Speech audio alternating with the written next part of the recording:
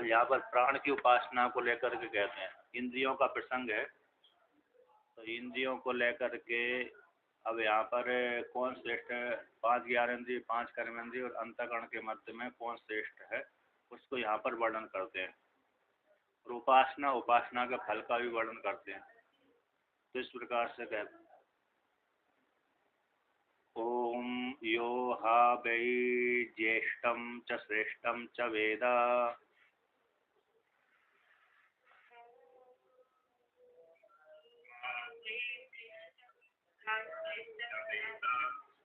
ज्येष्ठश्च श्रेष्ठश्च स्वानां भवति।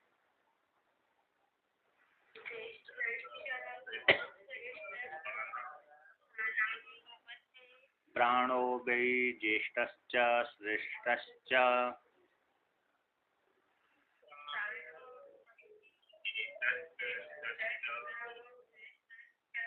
श्रेष्ठश्च ज्येष्ठश्च श्रेष्ठश्च स्वानां भवति।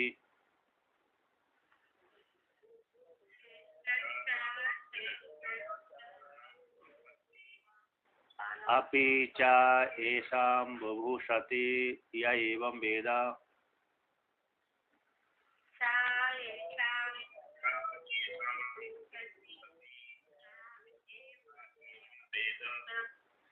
तो यहाँ पर वर्णन करते हैं, ओम तो परमात्मा का वाचक है, प्रतीक है, कहते यो हा भाई। यहाँ पर ओम शब्द से शुरू में बोल देते हैं, तो लेकिन मंत्र से यो हा भाई, तो कहते यो साधक या साधक हा भाई, निश्चित रूप से इतिहास का द्योतक है, निश्चित रूप से। तो कहते हैं कि ज्येष्ठम च श्रेष्ठम च वेदा, जो कोई भी व्यक्ति साधक है, उपासक है, ज्येष्ठत्व गुण से विशिष्ट होकर के और श्रेष्ठत्व गुण से विशिष्ट होकर के, तो ऐसे उसको जानता है, ज्येष्ठ गुण वाले को, श्रेष्ठ गुण वाले को जानता है, जो कोई भी साधक।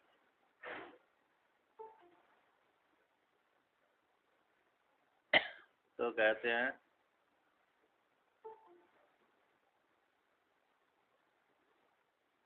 तो अब जो उपासना का फल का वर्णन करते हैं, जो कोई भी व्यक्ति ज्येष्ठ गुण से विशिष्ट प्राण की उपासना करता है, श्रेष्ठ गुण से विशिष्ट प्राण की उपासना करता है, तो कहते हैं उपासना का फल भी वर्णन करते हैं, ज्येष्ठश्च श्रेष्ठश्च स्वानां भवति। अपने भाई बंधुओं के मध्य में वह ज्येष्ठ और श्रेष्ठ हो जाता है। तो यहाँ पर वर्णन की है, ज्येष्ठ गुण से विशिष्ट की उपासना करने से, जानने से, श्रेष्ठ गुण की उपासना करने से, जानने से वह ज्येष्ठ और श्रेष्ठ हो जाता है अपने भाई बंधुओं के मध्य में। तो प्राणों, तो फिर कौन ज्येष्ठ श्रेष्ठ है, कहते ज्येष्ठ प्राणो भाई ज्येष्ठ से श्रेष्ठ, कहते प्राण ही निश्चित रूप से प्राण ज्येष्ठ और श्रेष्ठ है। कौन है प्राण, जो प्राण है 5 वृत्ति वाला जो प्राण है, ज्येष्ठ भी है और श्रेष्ठ भी है। कहते हैं कोई कोई ज्येष्ठ तो होता है, श्रेष्ठ नहीं होता।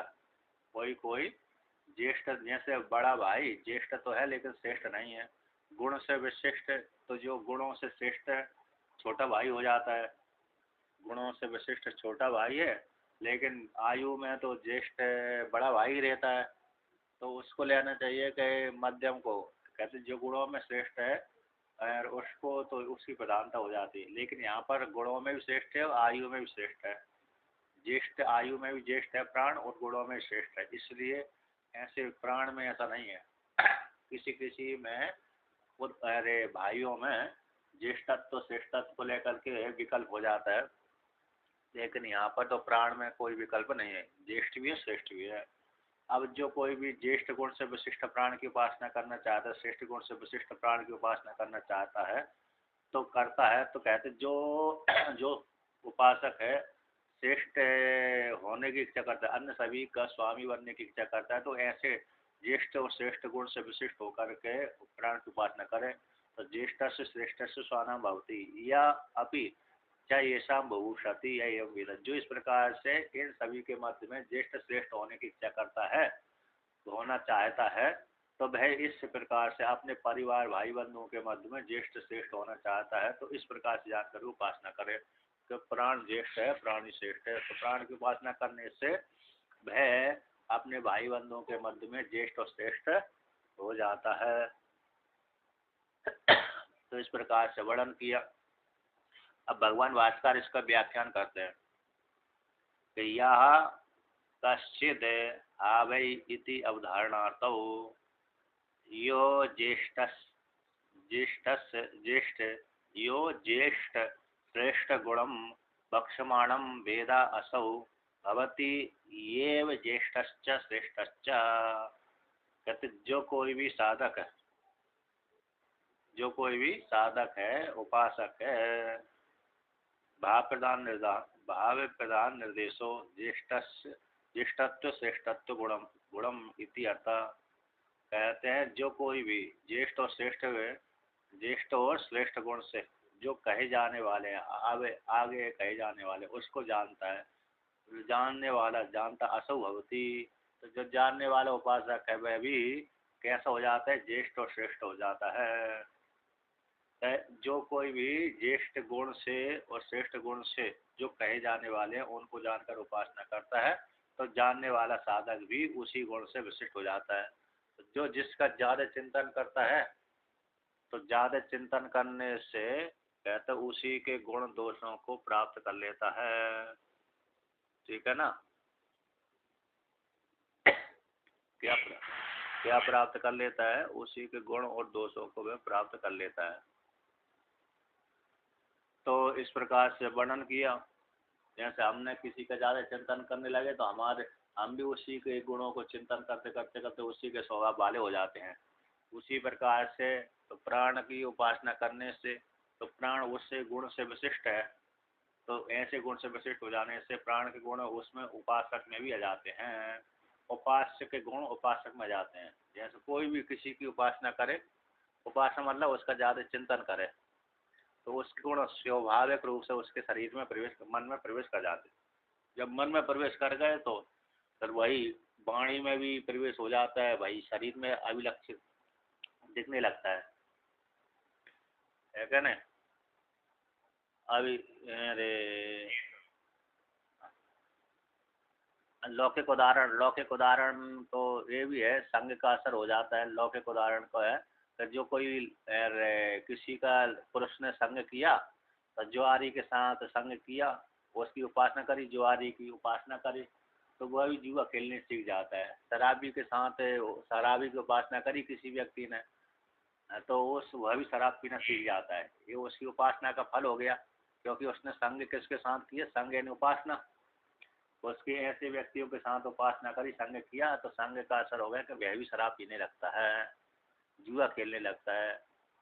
इस प्रकार से तो उपासना का फल है। संग का फल मतलब उपासना का फल। उसके साथ इस प्रकार से बार बार चिंतन करना, उसके साथ रहना ठीक होगा। उसी प्रकार से प्राण की उपासना करने से तो प्राण के जैसे गुण हो जाते हैं। अब कहते हैं ये एवं फलेन प्रलोभितः सन प्रश्नाय अभिमुखी भूतस्य तस्मै चाह प्राणो वै ज्येष्ठश्च श्रेष्ठश्च। एवं इस प्रकार से फल के द्वारा प्रलोभितः सन, फल के द्वारा लोभित होता हुआ, क्योंकि फल नहीं बताएंगे तो व्यक्ति प्रवृत्त नहीं होता। इसलिए जो यहाँ पर लौकिक फल तो देख लेता है व्यक्ति, इसलिए प्रवृत्त हो जाता है। जैसे धन को लेकर के कि धन नहीं रहे, धन तो उसने देखा है कि धन नहीं रहने से हमको इतना कष्ट की प्राप्ति हो रही है, और धन रहने से इसलिए हमको इतने सुख की प्राप्ति हो रही है। धन को लेकर के हमको सुविधा आदि प्राप्ति होती रहती है, और धन न होने पर हमको सुविधा आदि की प्राप्ति नहीं होती। तो लौकिक से जान लिया उसने, इसलिए धन की कमाने के लिए प्रवृत्त होता है। अब किंतु स्वर्ग संबंधी तो व्यक्ति आंखों से दिखता ही नहीं है स्वर्ग का, तो स्वर्ग तो आंखों से दिखता ही नहीं है, तो फिर उसकी प्राप्ति के लिए वहाँ पर सुख की प्राप्ति होगी। ये तो फिर सुन करके और अध्ययन करके ही मालूम पड़ता है कि ऐसे धार्मिक पुण्य कर्म करने से उस लोक फल की प्राप्ति होगी। तो वेद के द्वारा श्रवण करके ही फिर प्रवृत्त होता है उस फल की प्राप्ति के लिए। इसलिए फल बता देने से, महात्म्य बता देने से उसमें प्रवृत्ति हो जाती व्यक्तियों की।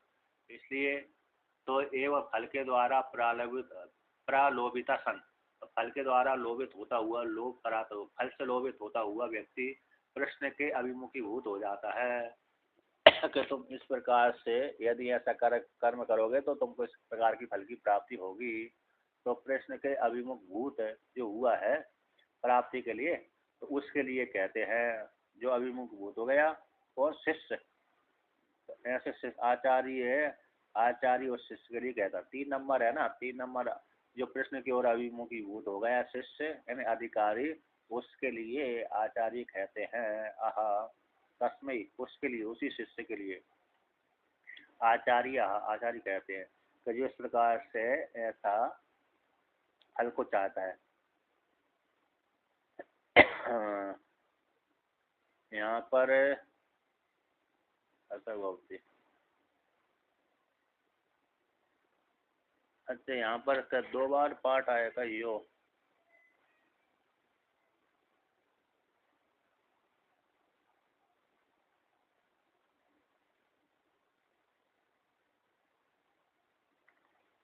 तो कहते हैं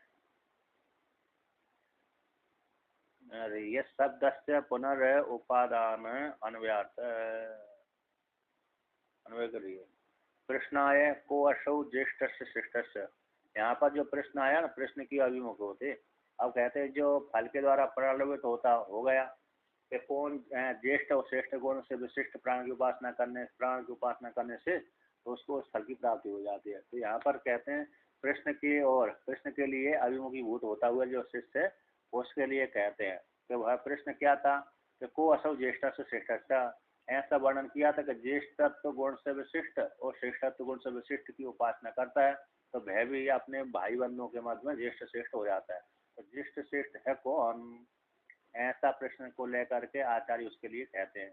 आपने तो वर्णन कर दिया, ज्येष्ठत्व श्रेष्ठत्व को लेकर के उपासना करने वाला साधक है ज्येष्ठ श्रेष्ठ हो जाता है। तो कहते कौन है, ऐसे उसके प्रश्न के लिए यहाँ पर कहते ये है। तो प्राणो भाई ज्येष्ठ श्रेष्ठ, प्राणी कैसे ज्येष्ठ और श्रेष्ठ है। कथम पुनर्वगम्यते प्राणो ज्येष्ठ से श्रेष्ठ से भविष्यति, कैसे आपने जाना कि प्राण ही ज्येष्ठ श्रेष्ठ है, कैसे आपने जान लिया कि ज्येष्ठ और श्रेष्ठ प्राणी ज्येष्ठ श्रेष्ठ है। तो ऐसी प्राप्ति हो जाने पर कहते हैं तो प्राण का ज्येष्ठत्व श्रेष्ठत्व दोनों सिद्ध करते हैं कि यस्मात् निषेक काल एव शुक्र शोणित संबंधा प्राणादि ही प्राणादि कला कलापस्या अवशिष्ट, कहते हैं यस्मात् जिस कारण से ज्येष्ठ और श्रेष्ठ प्राण है, यस्मात् तस्मात् उसी यस्मात् जिस कारण से निषेक काले यानी निषेक काल में गर्भधान संस्कार में उस काल में शुक्र शोणित संबंध, शुक्र का और शोणित का रजवीर्य का संबंध हो गया। यद्यपि यहाँ पर जो संबंध होता है उस काल में जो पुर्यष्टक होता है तो प्राणादि कलापस्य अवशिष्टा, प्राणादि जो 5 ज्ञानेंद्रिय 5 कर्मेंद्रिय अंतःकरण पंचवृत्ति प्राण ये सारे समान रूप से अवस्थित रहते हैं। कैसे रहते हैं, समान रूप से, कोई पहले प्राण पहले जाएगा इंद्रिय बाद में जाएंगे ऐसी बात नहीं है, एक ही काल में एक ही साथ जाती हैं। तो यहाँ पर इस प्रकार से एक साथ जाते हुए भी कोई उसमें प्राण का न प्राण से प्राण का ही अतिशय नहीं है वहाँ पर, मतलब उस काल में, तो फिर भी कहते सामान होता हुआ भी इस निषेक काल में शुक्र शोणित का संबंध जब होता है उस काल में प्राणादि समुदाय का इन सूक्ष्म शरीर का सामान रूप से प्राप्ति होती है। तो सामान रूप से प्राप्ति होते हुए होती है। तथापि न अप्राणम शुक्रम ब्रोहति इति कृत्रिमो वृत्ति लाभ प्राण से चक्षुरादिभ्या, कहते बिना तथापि फिर भी समान रूप से प्राप्ति होने पर भी अनिषेक कलाप का शुक्र संबंध में समानता होने पर भी, कहते हैं ना जब जब रजवीर्य संबंध हो गया तो वहाँ पर समानता है, समानता हो जाने पर भी कहते हैं ना प्राणम, बिना प्राण के, कहते हैं बिना प्राण के शुक्रम ब्रोहति यानी आगे नहीं बढ़ता, मतलब लब्ध वृत्ति के जो प्राण के संबंध शून्य, लब्ध वृत्ति वाला है ना प्राण, तो लब्ध वृत्ति के प्राण के संबंध से शून्य, शुक्रम बिन शुक्र है ब्रोहति, तो शुक्रम जो ब्रोहति मतलब आगे जो गर्भाधान संस्कार में आगे जो प्रक्रिया होती है 8 नंबर टिप्पणी में दिया न बृहति, मतलब कल कल बुधोदादि परिमाणम न जनेती। जब यदि प्राण नहीं रहेगा, वहाँ उपलब्ध वृत्ति वाला प्राण नहीं होगा, तो जो शुक्र है आगे का जो प्रक्रिया होती है बुध बुध आदि कल कल बुध आदि परिणाम को प्राप्त नहीं होगा। और प्राण अभी लब्ध वृत्ति वाला न होने से वह वीर्य कैसे हो जाता है, रजवीर्य मतलब जीर्ण शीर्ण हो जाता है, नष्ट हो जाता है।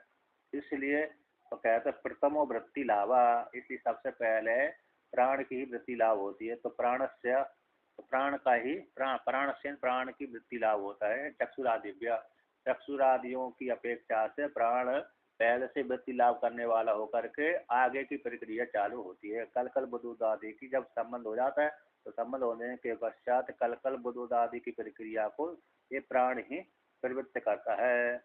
इसलिए यद्यपि सामान्य इंद्रिय सभी में समानता है, फिर भी प्राण की पहले वृत्ति चालू हो जाती है।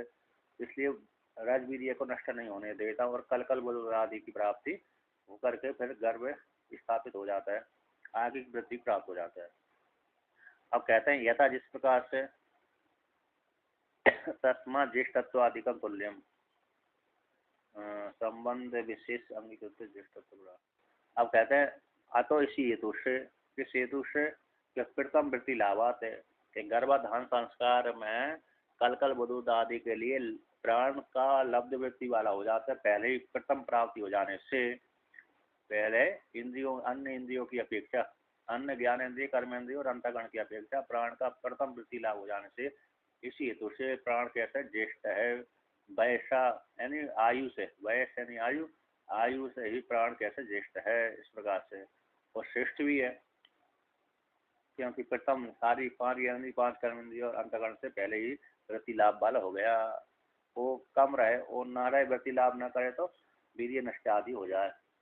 कहते निषेक कालाद आरभ्य गर्भम पुष्यति प्राण, निषेक काल से आरंभ लेकर के, निषेक काल के आरंभ से लेकर के गर्भ को प्राण क्या करता है, पोषण करता है। इस प्रकार से पुष्ट करता, पुष्यति पुष्ट पोषण धातु है तो पोषण करता है, इन वृद्धि को प्राप्त होता है। प्राण ही, अब कहते हैं प्राण ही लब्ध वृत्त हो पश्चात चक्षुरादि नाम वृत्ति लाभ। कहते हैं जब पहले प्राण के वृत्ति लाभ हो गया, तो प्राण के वृत्ति लाभ हो जाने पर बाद में चक्षुरादि इंद्रियों का वृत्ति लाभ होता है। यानी जब फिर बाद में अंग बनते हैं पूरे, तब इंद्रिय कार्य करना चालू करते हैं। जब तक फिर अंग नहीं बनते तब तक इंद्रिय पांच ज्ञान पांच अंतःकरण कार्य नहीं कर पाती। वृत्ति लाभ तो यद्यपि है सामान्य सूक्ष्म रूप से है, लेकिन कार्य उनका नहीं चालू होता। अब कार्य तभी चालू होता है जब प्राण के माध्यम से पहले वृत्ति लाभ हो गया और सारी नस नाड़ियाँ बन गई, तब फिर इंद्रियों का वृत्ति लाभ होता है, तब वो कार्य करती है। यानी जब पूरा अंग बन जाता है गर्भ में जीव के, तो तब फिर वह इंद्रियों अपने अपने गोलकों में बैठ करके कार्य करना चालू कर देती हैं। लेकिन रहती तो है सूक्ष्म अवस्था में भाई, लिंग शरीर है पूरा ही, तो लिंग शरीर होने से वो नहीं है ऐसी बात नहीं है, लेकिन सूक्ष्म बने रहते हैं, वृत्ति लाभ नहीं हो पाता। मतलब गोलकों में फिर वो अभी रहती है लेकिन कार्य करना बंद करती है। लेकिन सबसे पहले प्राण ही कार्य करता है और कार्य करके पूरा गर्भ कैसा बढ़ जाता है। गर्भ बढ़ने के पश्चात जब अंग बन जाते, पुष्ट हो जाते, तब इंद्रियों का चक्षुरादि इंद्रियों का वृत्ति लाभ हो जाता है। नहीं तो तब तक अंग पूरे नहीं बने तो सूक्ष्म रूप में इंद्रिय बनी रहती हैं, एकीभूत रहती प्राण के साथ ही। अतो युक्तम प्राणस्य ज्येष्ठतम चक्षुरादिषु, अतः इसी हेतु से सिद्ध होता है कि चक्षुरादि इंद्रियों की अपेक्षा प्राण का ज्येष्ठत्व है, क्योंकि प्राण चक्षुरादि इंद्रियों की अपेक्षा पहले लब्ध वृत्ति वाला होता है, बाद में चक्षुरादि इंद्रिय अपने कार्य क्षेत्र में प्रवृत्त होती हैं, क्योंकि बाद में उनका वृत्ति का लाभ होता है। जब तक गोलक नहीं बनती तब तक इंद्रिय कार्य नहीं कर पाती। किंतु प्राण तो वैसे ही जब कल बोध होता है उसी काल से चालू हो जाता है, राजवीर्य संबंध चालू हो उसी काल से अपना कार्य चालू कर देता है। इस प्रकार से तो भवती तू कश्चित कुले, अब यहाँ पर कहते हैं यहाँ तो प्राण का ज्येष्ठ कर दिया, कहते भवती ठीक है भवती तू कश्चित कुले ज्येष्ठो गुणहीनत्वात् तू न श्रेष्ठा। कहते हैं किसी कुल में कोई बालक है, बालक बालिका ज्येष्ठ तो है लेकिन गुण से हीन होने से वह श्रेष्ठ नहीं होता। ठीक है, ज्येष्ठ तो मान लिया जाता है, किंतु कहते हैं मध्यम कनिष्ठो व गुणाढ्यात गुणाढ्यात्वात् भवेत् श्रेष्ठो न ज्येष्ठ इति। कहते हैं कोई मध्यम जो होता है कनिष्ठ, गुणों में तो आढ्य गुणाढ्य है नहीं, गुणों में श्रेष्ठ है किंतु श्रेष्ठ ज्येष्ठ नहीं है। मध्यम जो बालक बालक बालिका है गुणों में तो कैसे ज्येष्ठ है लेकिन श्रेष्ठ है, गुणों में श्रेष्ठ है लेकिन आयु में कैसे ज्येष्ठ नहीं होता। कोई आयु में ज्येष्ठ है लेकिन गुणों से हीन है। किंतु कहता ना तू तथा तथा यह इतिहास, किंतु ऐसा प्राण का यहाँ पर बिल्कुल भी नहीं है। तो कहते हैं प्राण का कैसा, प्राण एक तो ज्येष्ठ से श्रेष्ठ, किंतु प्राण तो दोनों प्रकार से ही ज्येष्ठ भी है और श्रेष्ठ भी है। लब्ध वृत्ति वाला होता है इसलिए ज्येष्ठ है, और श्रेष्ठ इसलिए है कि उसके बिना कार्य नहीं होता। प्राण के बिना, प्राण शरीर में ना रहे तो फिर कार्य नहीं कर सकते, इसलिए ताकत का कार्य प्राण ही करता है। गुणों में भी अधिक प्राण है और लब्ध वृत्ति वाला भी पहले से ही होता है, ये लब्ध वृत्ति वाला, तो ये दोनों ही कार्य करता है। यानी ज्येष्ठ श्रेष्ठ दोनों ही है प्राण के। कथम पुनः श्रेष्ठम अवगम्यते प्राणस्य तद यह संवादन दर्शिष्याम। कैसे प्राण का ज्येष्ठत्व श्रेष्ठत्व अवगम्यते, चलो ज्येष्ठत्व तो हमने मान लेते हैं पहले लब्ध निषेक काल से लेकर के मतलब निषेक काल गर्भाधान संस्कार से लेकर के फिर कार्य उसका चालू हो जाता है प्राण का, इसी हेतु से ज्येष्ठ है। लेकिन श्रेष्ठत्व तो कैसे जान लिया, ये प्राण श्रेष्ठ है। कहते हैं प्राण का श्रेष्ठत्व संवाद के द्वारा आगे दिखलाएंगे। जहाँ पर इंद्रियों में विवाद हो जाता है, हम श्रेष्ठ हो, हम श्रेष्ठ हो, हम श्रेष्ठ हो, मैं श्रेष्ठ हूँ, मैं श्रेष्ठ हूँ, तो वहीं पर प्राण का श्रेष्ठत्व भी दिखलाएंगे। आगे की जो प्रसंग आएगा तो वहाँ पर प्राण की महिमा गाई गई कि ये प्राण पांच इंद्रिय पांच कर्मेंद्रिय और अंतःकरण में के मध्य में प्राण श्रेष्ठ है। क्योंकि सारी इंद्रिय एक एक अपने अपने स्थान से च्युत होकर के बाहर घूमने चली गई थी, किंतु प्राण नहीं गया था। प्राण जैसे निकलने लगा सारी इंद्रियों पड़ गई अपने अपने स्थानों से, इसलिए प्राण श्रेष्ठ है। ज्येष्ठ तो है ही था और श्रेष्ठ भी है। सर्व सर्वथापि तु प्राणम ज्येष्ठम श्रेष्ठ ज्येष्ठ श्रेष्ठ गुणम यो वेदा उपासते स स्वानाम ज्ञातिनाम ज्येष्ठस्य श्रेष्ठस्य भवति। सभी प्रकार से सर्वथा है, सभी प्रकार से भी प्राण की ज्येष्ठत्व गुण से विशिष्ट और श्रेष्ठ गुण से विशिष्ट ऐसे प्राण को जो जानता है यानी उपासना करता, वेद यानी उपासना करता है, सब है जानने वाला, उपासना करने वाला। स्वानाम यानी ज्ञाति नाम, अपने जो भाई बंधु हैं उनके मध्य में ज्येष्ठ श्रेष्ठ से श्रेष्ठ भवती, ज्येष्ठ श्रेष्ठ हो जाता है। कौन हो जाता है? उपासक। अब कहते हैं ज्येष्ठ ज्येष्ठ श्रेष्ठ गुण उपासन सामर्थ्यात स्व व्यतिरेकेण अपि च एषां मध्ये ज्येष्ठस्य श्रेष्ठश्च भविष्यामि इति भूषति भवितुम् इच्छति तेषाम् अपि ज्येष्ठ श्रेष्ठ प्राणदर्शी ज्येष्ठस्य श्रेष्ठस्य भवति। अब जो कोई व्यक्ति ज्येष्ठ गुण से विशिष्ट और श्रेष्ठ गुण से विशिष्ट सामर्थ्य से युक्त होकर के अपने से व्यतिरिक्त अन्य सभी के मध्य में ज्येष्ठ श्रेष्ठ होने की इच्छा करता है। कोई व्यक्ति ऐसा चाहता है कि मैं अभी ज्येष्ठ श्रेष्ठ हो जाऊं, सभी जो मेरे भाई बंधु हैं उनके मध्य में भी ज्येष्ठ श्रेष्ठ हो जाऊं, और जो अपने से इतर हैं वहाँ पर है उनमें भी मैं ज्येष्ठ श्रेष्ठ हो जाऊं। तो वहाँ पर आयु से तो हो सकता है ज्येष्ठ ना हो, लेकिन गुणों से श्रेष्ठ हो ही जाएगा। गुणों से कैसे हो जाएगा? श्रेष्ठ। जैसे वृद्ध संज्ञा, जो ज्ञानी की वृद्ध संज्ञा होती है और आयु वाले की वृद्ध संज्ञा तो जो नाम वाली है। जैसे जो वृद्ध होता है ना, बूढ़ा, सबसे ज्यादा उम्र वाला वृद्ध है, लेकिन वो आयु वाला तो ऐसे ही वृद्ध है, लेकिन ज्ञान जो जिसमें ज्ञान है उसी की वृद्ध संज्ञा होती है विशेष, वही सार्थक होता है, क्योंकि उसी के ज्ञान से व्यक्ति यानी अपना कार्य करते हैं तो फल को प्राप्त कर लेते हैं, अच्छा सुखीमय जीवन व्यतीत करते हैं। जो आयु वाला वृद्ध है तो वो तो नाम वाला वृद्ध है, ज्यादा काम वाला नहीं है, फायदेमंद नहीं है। लेकिन ज्ञान वाला पुरुष है, फायदेमंद है, हर व्यक्ति को समाधान कर देता है। इसलिए तो कहते हैं कि जो कोई भी साधक है अपने भाई बंधु और अन्य सबके मध्य में ज्येष्ठ श्रेष्ठ होना चाहता है तो तेसाम भय उन सभी के मध्य में होना चाहता है। तो ज्येष्ठ श्रेष्ठ प्राणदर्शी जो ऐसा करे, किसको उपासना करे कि ज्येष्ठ श्रेष्ठ वाले प्राण की उपासना करे।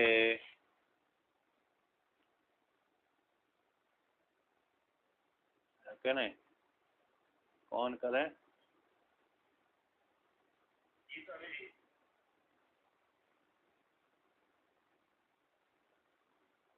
आवाज सुनाई पड़ रही है?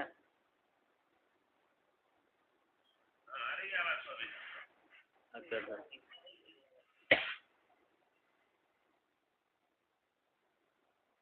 तो देखिए,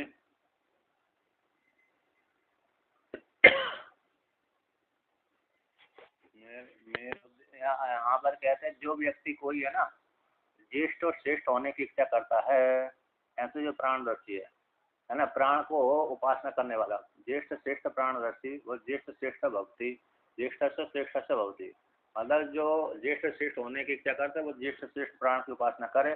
तो उपासना करने वाला उपासक कैसे हो जाता है? प्राणदर्शी ज्येष्ठ गुण से विशिष्ट और श्रेष्ठ गुण से विशिष्ट प्राण की उपासना करेगा तो वह आपके भाई बंधु और सभी के मध्य में श्रेष्ठ हो जाएगा।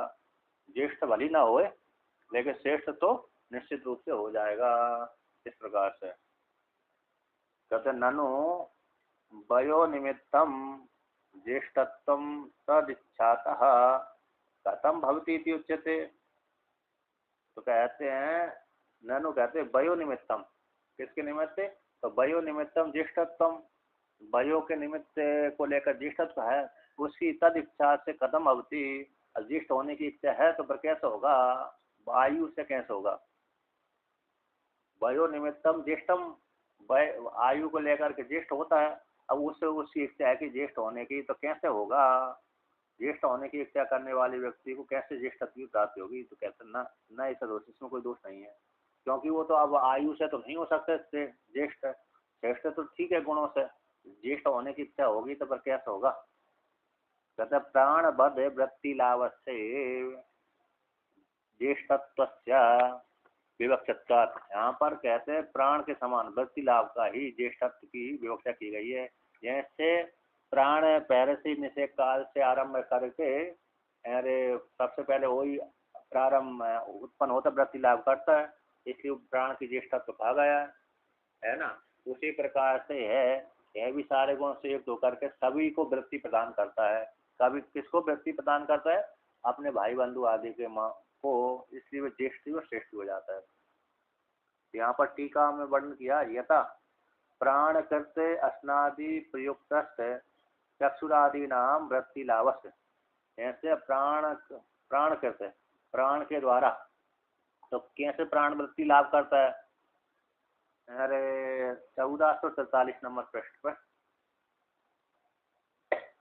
तो 1400 कहते हैं नीचे से दूसरी, कहता जिस प्रकार से प्राण करता है, प्राण के द्वारा किया गया, तो अस्नादि प्रयुक्त, प्राण भक्षण करता है, भोजन को ग्रहण करता है, जल को पान करता है, तो प्राण के स्नादि से प्रयुक्त चक्षुरादियों का जो वृत्ति लाभ होता है, किसका लाभ होता है? चक्षुरादि इंद्रियों का वृत्ति लाभ होता है, क्योंकि प्राण यदि ना खाए भोजन तो चक्षुरादि इंद्रियों को क्या नहीं मिलेगा? सामर्थ्य की प्राप्ति नहीं होगी। चक्षुरादि इंद्रिय अपने अपने कार्य करने में समर्थ नहीं होंगी, पुष्ट ही नहीं हो पाएंगी, अंग शिथिल हो जाएगा। तो प्राण कृत जो अस्नादि प्रयुक्त है, प्राण जैसे अस्नादि करता है, अस्नादि से युक्त होकर के चक्षुरादि इंद्रियों को क्या प्राप्त होता है? वृत्ति लाभ होता है, उनकी सामर्थ्य प्राप्त होती है। तो वृत्ति लाभ ऐसा जिस प्रकार से होता है तथा उसी प्रकार से प्राण उपासक अधीन जीवनम अन्यसाम स्वानाम भवति, तो उसी प्रकार से प्राण के उपासक के अधीन, जो प्राण की उपासना करने वाला है उसी उपासक के अधीन जीवन की प्राप्ति होती है। किनकी प्राप्ति होती है? अन्यसाम स्वानाम, अन्य स्वानों की जीवन की प्राप्ति होती है। ऐसे प्राणदर्शी, इसलिए प्राणदर्शियों का ज्येष्ठत्व न वयो निबंधनम, तो यहाँ पर वय की निबंध को लेकर के यहाँ ज्येष्ठत्व नहीं है, बल्कि वृत्ति लाभ को लेकर, जैसे प्राण के वृत्ति लाभ को लेकर के उन इंद्रियों का जीवन लाभ प्राप्त होता है। प्राण भक्षण करता है अन्न का, तो फिर इंद्रियों को शक्ति प्राप्ति होती है, कार्य करने में समर्थ होती है। किंतु उसी प्रकार से प्राण उपासक है तो उसके पास में अन्य जो उनके सेवक गण रहते हैं, सहायता करने वाले हैं, उपासना करने वाले हैं ना, तो उनका वृत्ति लाभ होता है, जीवन लाभ हो जाता है इस प्रकार से। अब अब आगे वर्णन करते हैं। तो कहते हैं जीवन लाभ है नहीं, जीवन अन्य साम स्वनाम भवती, अन्य कोई भी अन्य स्वनाम हो गए उनके भाई बंधु आदि, उनका जीवन लाभ हो जाता है। जैसे आश्रम है ना, स्वनाम मतलब भाई बंधु ज्ञाति परिवार वाले। जैसे जैसे यहाँ पर लौकिक दूसरा उदाहरण है, जैसे महात्मा, किसी महात्मा ने आश्रम बना लिया। अब आश्रम बना लिया तो आश्रम में बहुत से महात्मा गण हैं, उसके आश्रय करके रहते हैं ना। तो उसने तो उपासना करी थी, उपासना के बल से उसने आश्रम बना लिया, धन उसके पास में आने लगा, प्रवचन करके उपासना के बल से ईश्वर की कृपा से सभी से। तो अब उस के अधीन उसके आश्रम में पर बहुत से महात्मा जिज्ञासु गण आते रहते हैं। तो उनका जीवन किसके अधीन हो गया? किसी के अधीन हुआ, वृत्ति लाभ कर दे रहा है ना उसको। उनका यार भोजन करा रहा है, रहने के लिए, भोजन के लिए उनको जगह सभी दे रहा है। तो इनके अधीन उससे उपास उस महात्मा के अधीन अन्य महात्माओं को कैसे हो गया? जीवन हो गया। तो उसी प्रकार से जो उपासक के पास में धन खूब आ जाता है, तो धन खूब आ गया तो धन के माध्यम से अन्य जो उनका है परिवार वालों का, भाई बंधु का, रिश्तेदार आदियों को क्या क्या मिल गई? वृत्ति लाभ हो गया, अर्थात उनका जीवन सुखीमय जीवन हो गया इस प्रकार से। अब कहते हैं तो यहाँ पर वयो निमित्त को लेकर के यहाँ पर ज्येष्ठत्व नहीं है। यहाँ पर वर्णन कर दिया प्राण रसी का ज्येष्ठत्व वय को निमित्त को नहीं, वय के अधीन नहीं है, बल्कि इस प्रकार से वृत्ति लाभ को लेकर के ज्येष्ठत्व है। क्योंकि वय से तो वो ज्येष्ठ नहीं हो सकता है। कौन नहीं हो सकता? जो छोटा भाई, छोटा व्यक्ति है, छोटा भाई है, वो आयु से तो ज्येष्ठ हो ही नहीं सकता छोटा भाई तो। लेकिन ज्येष्ठ कैसे होगा? वृत्ति लाभ को लेकर के, है ना। तो वृत्ति लाभ को लेकर के ज्येष्ठ हो जाता है।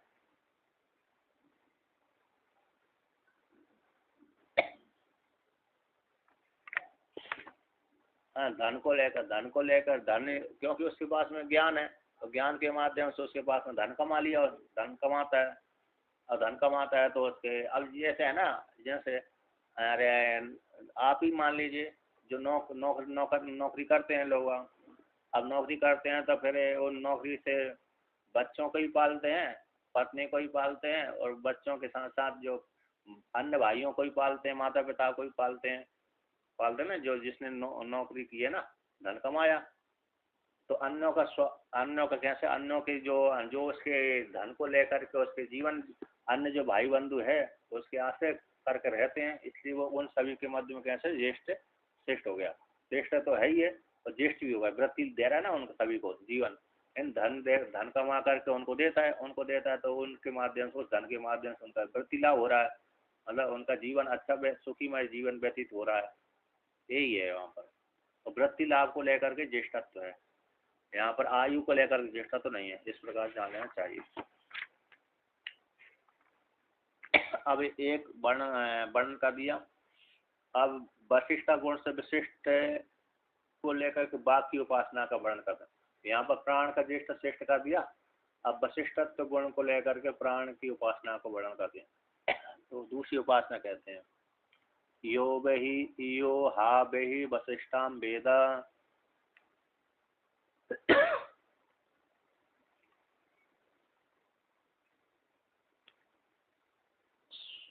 वशिष्ठः स्वानां भवति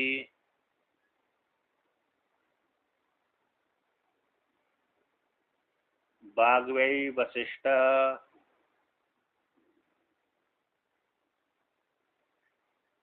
वशिष्ठः स्वानां भवति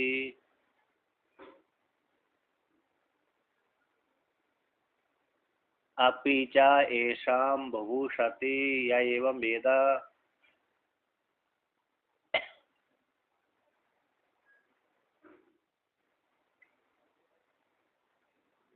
अब यहाँ पर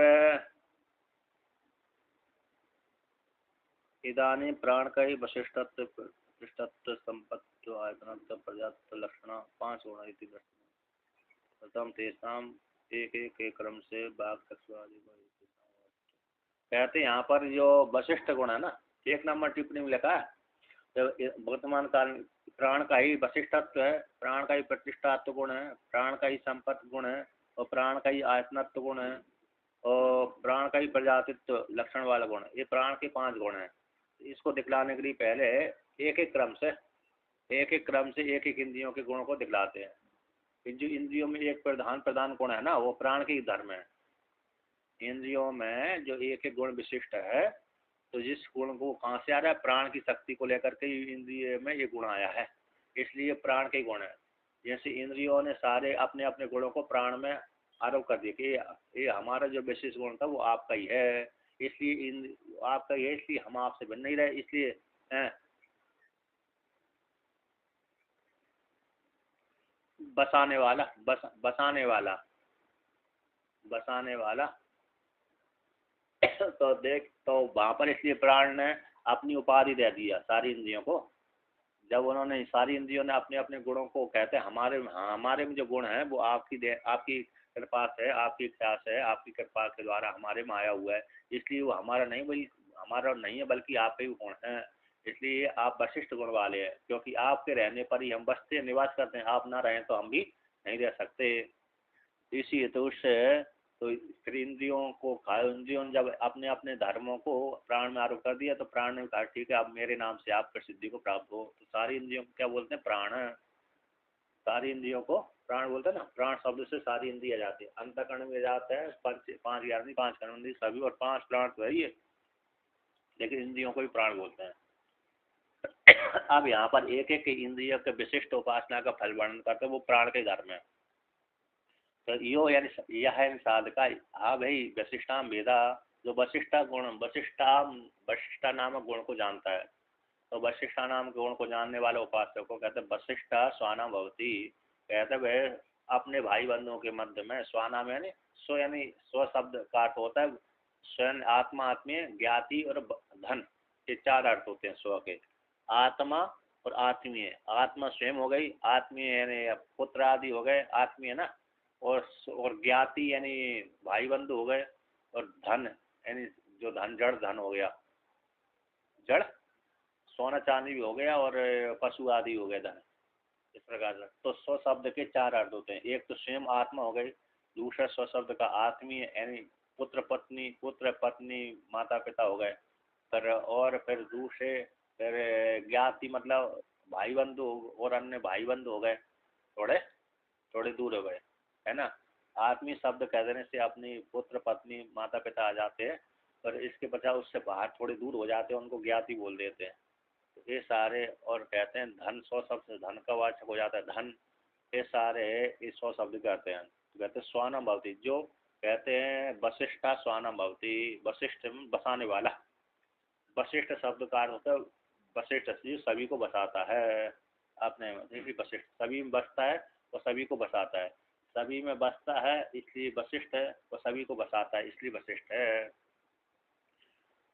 स्वानम भवती, वे वशिष्ठ बसाने वाला हो जाता है, प्रजातियों में वशिष्ठ हो जाता, मतलब बसाने वाला हो जाता है, इस प्रकार से। तो वह वशिष्ठ कौन है भाई, जो अपने भाई बंधु के मध्य में वशिष्ठ हो जाता है, बसाने वाला होता है। पर तो बाघ वही वशिष्ठा, वाणी ही वशिष्ठ है यहाँ पर।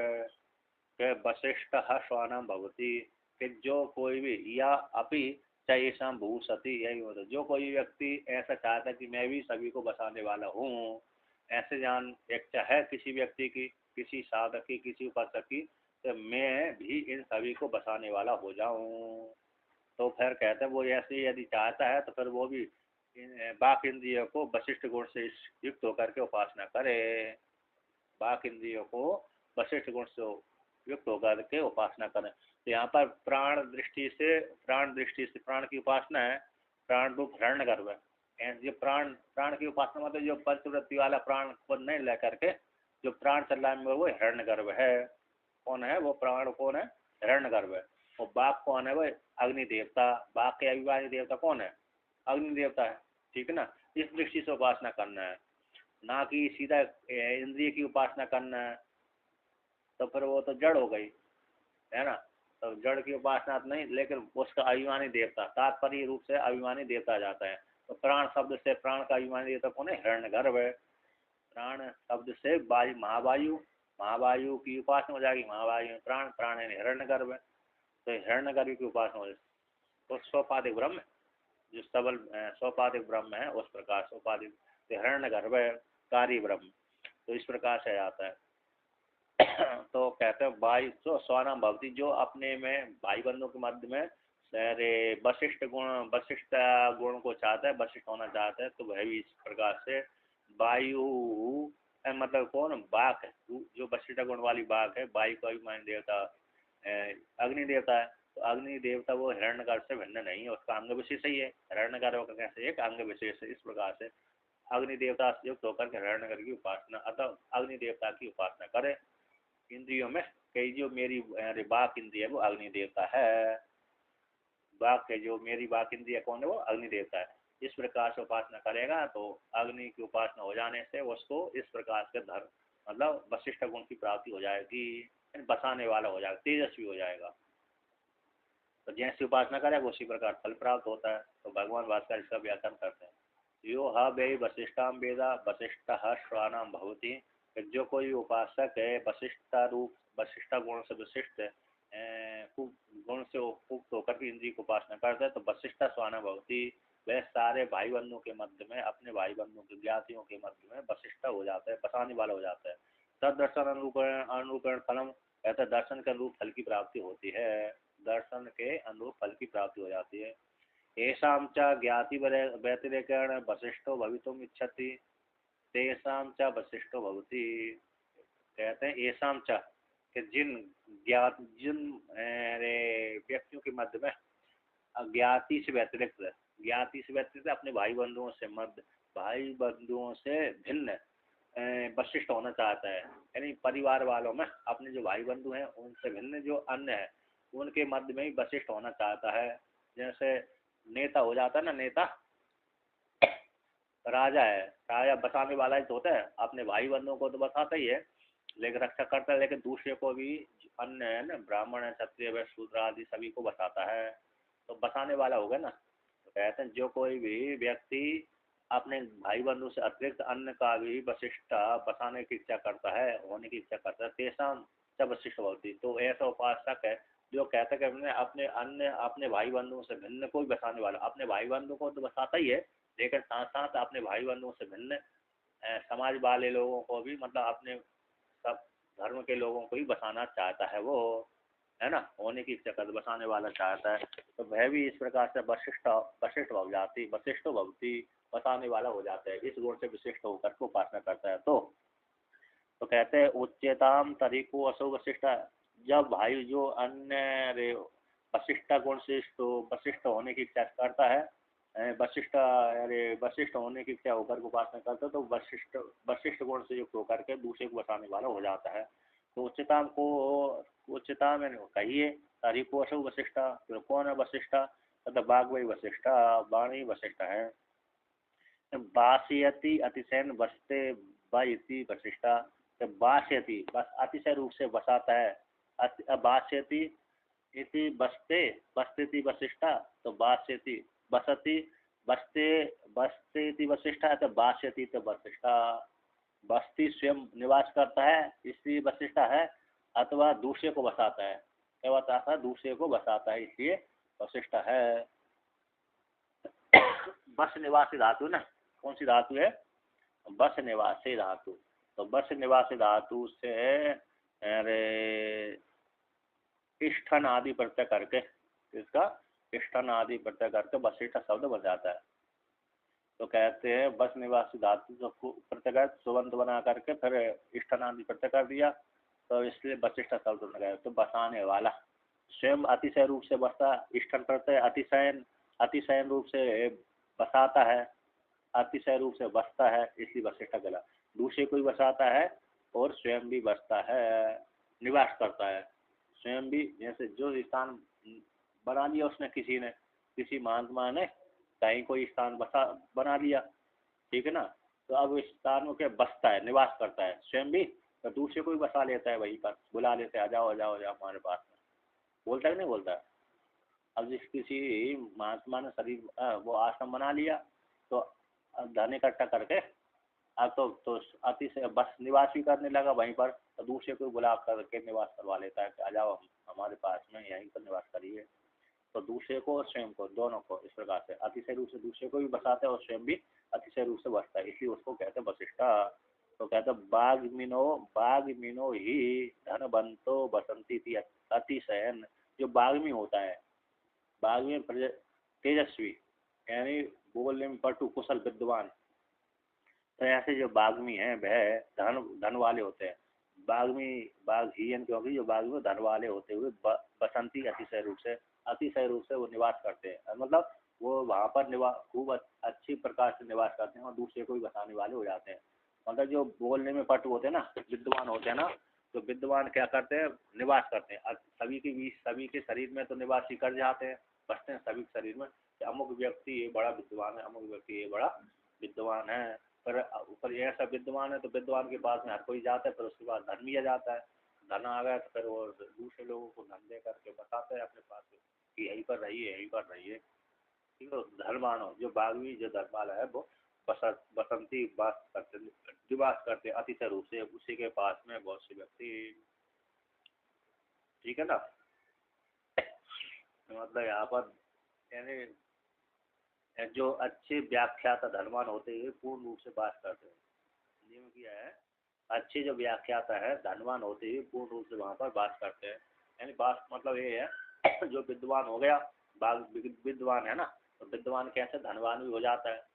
धनवान तो हो ही जाता है जब कथा भागवत करेंगे, कथा करेंगे तो धन आएगा तो बढ़िया निवास करने वाले हो गए।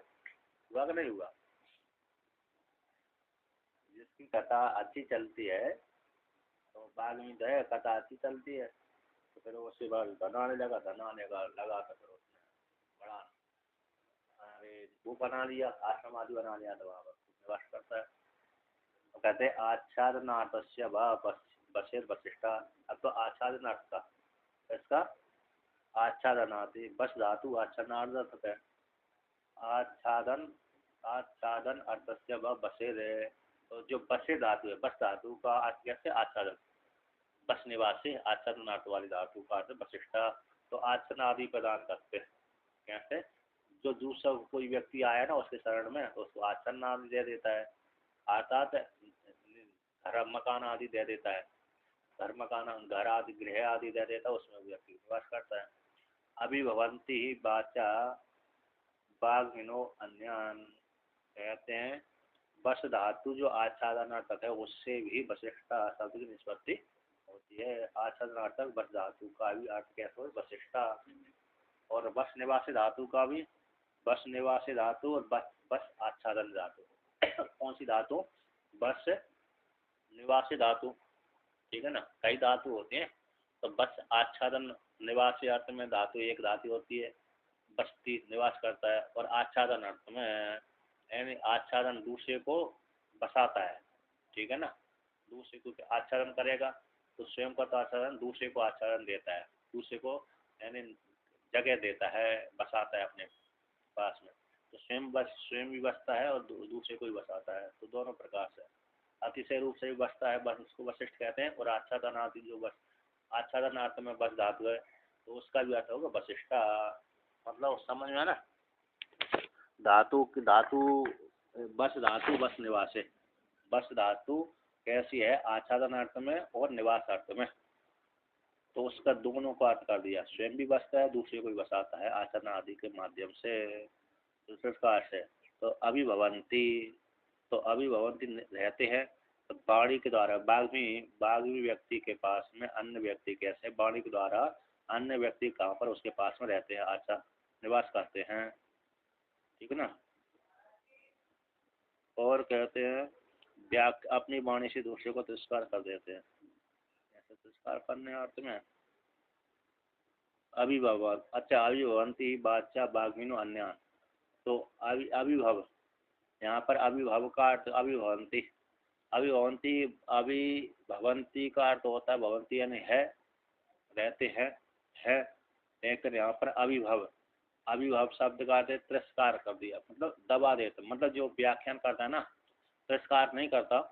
तो हियन क्योंकि जो वाणी के द्वारा बाग्मी व्यक्ति है, अन्यान बाग्मिनो कहते अन्य जो वाग्मियों को है ना क्या करते थे, अभिभवंती, वाणी के द्वारा अन्य बोलने वाले व्यक्तियों को क्या कर देता है, वो दबा देता है। दबाता मतलब अभिभव हो जाता है। जैसे कोई व्यक्ति है ना तेज बोलने वाला है, कैसा होता है, तेज बोलने वाला होता है, तो उसकी वाणी को सुनकर बहुत बड़ा विद्वान है और तेज बढ़िया ही वो अच्छी बोलता है, तो उस विद्वान के आगे अन्य जो विद्वान होते हैं वो कहते हैं अरे इसके सामने हम कैसे बोलेंगे, कैसे।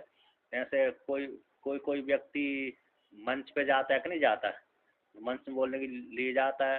अब उसको विद्वान, सारे विद्वान वहाँ पर मंच पे बैठे हुए हैं, तो वहाँ पर किसी को बोल कहा कर आप बोलिए इस पर, तो उसकी यार हिम्मत ही नहीं होती किसी किसी व्यक्ति की कि मैं इनके साथ सामने कैसे बोलूँ, क्योंकि उसको भी मालूम रहता कभी कभी तो यदि मैं बोलूँगा कहीं गलती बोल गई तो पकड़ लेंगे मेरे को, क्या करेंगे, गलती बोल दिया तो पकड़ लेंगे, पकड़ लेंगे तो फिर ठीक नहीं है, इसलिए उसकी हालत ख़राब हो जाती, मतलब बोल नहीं पाता। कभी कभी मंच पे बैठ मंच पे गया व्यक्ति और आम पब्लिक को, बहुत पब्लिक को देख करके भी भयभीत हो जाता है, होता कि नहीं होता, होता है बहुत है। मंच पे है बहुत बहुत व्यक्तियों को बनी रहती है, यद्यपि ऐसे सामने बिना मंच के तो वो अच्छी प्रकार से बोल देंगे, बिना मंच के द्वारा तो अच्छी प्रकार से बोल सकते हैं, लेकिन मंच पे गए तो वहाँ पर उनको बोलने में दिक्कत होती है। आपने कभी देखा होगा, है ना, बहुतों का होता है इस प्रकार से। तो ऐसे जो वाणी के द्वारा जो बुद्धिमान व्यक्ति है अन्य बुद्धिमान व्यक्तियों को क्या कर देता, अभिभव कर देता है। यानी अभिभव मतलब उसकी वाणी को देख कर दूसरे व्यक्ति अभिभव हो जाते हैं कि इसके सामने हम कैसे बोलें, इसलिए कहता अभिभावंती का अर्थ तिरस्कार कर दिया, मतलब उस है विद्वान, जो विद्वान है वो तेजस्वी है बोलने वाला है, उसके सामने अन्य कमजोर कम बोलने वाले व्यक्ति दब जाते हैं, यही आता है। तेन वशिष्ठत्व गुणवत्त परिज्ञानात् वशिष्ठ गुणो भवति इति दर्शन दर्शन अनुपम फलम, कहते इसी हेतु से वशिष्ठत्व गुण वाला, वशिष्ठ गुण के समान, तो परिज्ञान से इस प्रकार ज्ञान से वशिष्ठ गुण भवति, तो वशिष्ठ गुण के समान, तो जैसे दूसरे को ही बसाता है स्वयं भी बसता है, इस प्रकार से। तो वशिष्ठ गुण का अर्थ हो गया बसना और बसाना, वासयति वशिष्ठ और बसती थी वशिष्ठ, ठीक ना, दूसरे को बसाते हैं और स्वयं भी बसता है, तो वशिष्ठ गुण के समान इस प्रकार ज्ञान से तो वशिष्ठ गुण वाला हो जाता है आता, वो जो ऐसी उपासना करेगा उसी प्रकार फल की प्राप्त होगी। तो दर्शन अनुरूपम फलम, तो जैसा दर्शन है उसी प्रकार दर्शन का रूप उस साधक को फल की प्राप्ति होती है, इस प्रकार से वर्णन किया। जैसी उपासना थी उसी प्रकार से उपासना के फल की प्राप्ति हो जाती। अभी इंद्रिय बाघ कैसी है, वशिष्ठ है, तो वशिष्ठ का अर्थ हो गया तो बसाने वाले में तेजस्वी, बाघ में पटु, है ना, तर्क तर्क पटु, बोलने में पटु, बाघ व्याकृति शब्द जारी, शास्त्र व्याख्यान कौशलम, वैदुषम विदुषम तद्वत मुक्तये न मुक्तये, एक भगवान भास्कर का उसका श्लोक है इसका, विवेक चूड़ामणि का। बाघ व्याकृति शब्द जारी, इतना ज्ञान अध्ययन किया तो उसने बाघ व्याकृति और शब्द जारी, व्याकृति वाणी की झड़ी लगा देता है, व्याकृति वाणी से क्या लगा दे, शब्दों की झड़ी लगा दे, दृष्टान दे देता है, ये वहाँ पर का है, ऐसा वहाँ पर का है, ऐसा वहाँ पर का है, ऐसा वहाँ पर का, तो सामने सुनने वाले क्या हो जाते, आश्चर्य पड़ जाते, कितना ज्ञानी है, बोलते नहीं गलत बोलते हैं। तो बाघ व्यक्ति शब्द हरी, शास्त्र व्याख्यान कौशल, शास्त्र के व्याख्यान में बड़ी कुशलता है उसकी, कहते वैदुषम विदुषम, ऐसे विद्वानों का विदुषा, विद्वानों का जो विदुषा है वो भोग के लिए है, न तो मुक्त है, मुक्ति के लिए नहीं है, क्योंकि उसने मोक्ष के लिए नहीं, बोलने के लिए, दूसरे को अरे मतलब अपने ख्याति फैलाने के लिए अध्ययन किया है, मोक्ष मोक्ष के लिए उसने नहीं अध्ययन किया था, यदि मोक्ष के लिए किया तो कोई समस्या नहीं है, लेकिन मोक्ष के लिए ना करके उसने अपने प्रभाव दिखाने के लिए, यश कमाने के लिए, धन कमाने के लिए किया था अध्ययन, तो उसकी धन की प्राप्ति हो जाती है, तो भोक्ता है न तू मुक्ता है, तो भगवान ने वो कह दिया।